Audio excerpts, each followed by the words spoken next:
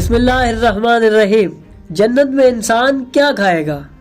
جنت کی چابیاں کیسی نظر آتی ہیں اور جنت کی قیمت کیا ہے؟ امام موسیٰ کاظم علیہ السلام سے ایسے عجیب و غریب سوال کرنے والا شخص آخر کون تھا؟ اگر آپ بھی ان سب سوالات کے جوابات جاننا چاہتے ہیں تو جڑے رہیے ہمارے ساتھ اس ویڈیو میں۔ یہ دنیا ایک اتفاقی وجود نہیں بلکہ اللہ کی حکمت اور قدرت کی نشانی ہے۔ یہ نظام ایک خاص ترتیب اور قوانین کے تحت چل رہا ہے۔ اللہ تعالیٰ نے اپنی ہدایت کو زمین پر بھیجنے کے لیے انبیاء اور اوصیاء کو منتخب کیا تاکہ انسان راہ ہدایت پر گامزن ہو سکے۔ اہل بیت علیہ السلام کو اللہ نے دین کی حفاظت اور ہدایت کا ذریعہ بنایا۔ یہ وہ ہستیاں ہیں جنہیں علم، حکمت اور معرفت کی روشنی عطا کی گئی۔ نبی کریم حضرت محمد صلی اللہ علیہ وآلہ وسلم کے بعد 12 امام علیہ السلام ہدایت کے چراغ بنے۔ انہی میں سے ایک امام موسیٰ کاظم علیہ السلام ہے جو اپنے علم، حلم اور کرم میں بے مثال تھے۔ امام موسیٰ کاظم علیہ السلام 7ویں امام اور حضرت علی علیہ السلام کی نسل میں سے ہیں۔ آپ 128 ہجری کو مدینہ منورہ میں پیدا ہوئے۔ آپ کے والد حضرت امام جعفر صادق علیہ السلام اور والدہ حضرت حمیدہ خاتون تھیں۔ آپ اپنے زمانے میں علم، عبادت اور حلم میں نمایاں مقام رکھتے تھے۔ آپ کے زمانے میں عباسی خلافت نے اہل بیت علیہ السلام پر سختیاں کی، مگر امام علیہ السلام نے صبر اور حکمت سے حق کو واضح کیا۔ آپ کے علم و حکمت سے کئی لوگ ہدایت یافتہ ہوئے، جیسا کہ ایک مشہور واقعے میں شام کے راہب کا مکالمہ شامل ہے۔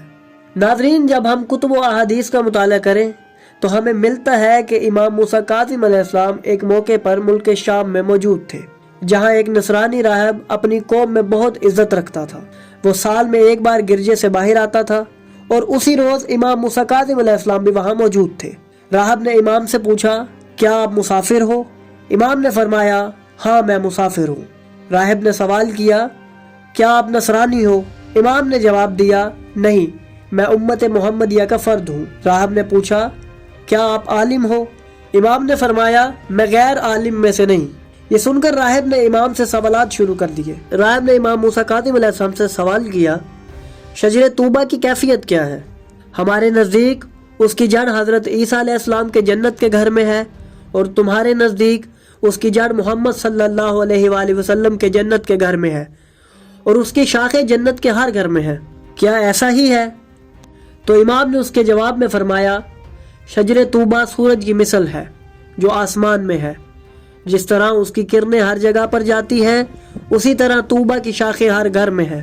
راہب نے اگلا سوال کیا، جنت کے کھانے کبھی ختم نہیں ہوں گے، اس کی کیا وجہ ہے؟ وہ کم کیوں نہیں ہوں گے؟ امام نے فرمایا، اس کی مثال چراغ کی ہے، اس سے جتنے چراغ روشن کر لو اس کی لو کی روشنی باقی رہتی ہے اور کبھی ختم نہیں ہوتی۔ راہب نے اگلا سوال کیا، جنت میں لمبے سائے ہیں، وہ کیسے ہیں؟ امام نے فرمایا، جنت کا وقت طلوع شمس سے پہلے کا وقت ہے، لہٰذا اس وقت سایہ پھیلا ہوتا ہے۔ امام نے اس وقت یہ آیت تلاوت کی، کیا آپ نے نہیں دیکھا تیرا پروردگار سائے کو کس طرح پھیلاتا ہے؟ راہب نے کہا کہ اہل جنت خورد و نوش تو کریں گے لیکن وہ بول و براز سے پاک ہوں گے، کیا ایسا ہی ہے؟ امام موسیٰ کاظم علیہ السلام نے فرمایا، اس کی مثال رحم مادر میں بچے کی ہے، وہ خورد و نوش تو کرتا ہے لیکن وہ بول و براز سے پاک رہتا ہے۔ راہب نے کہا، جنت میں اہل جنت کے خادم ہوں گے، وہ اہل جنت کی خدمت ان کے قلبی ارادوں کے مطابق کریں گے، یعنی ابھی ان کے دل میں کسی چیز کی خواہش پیدا ہوگی تو وہ فوراً حاضر کر دیں گے۔ اس طرح کیسے ہوگا؟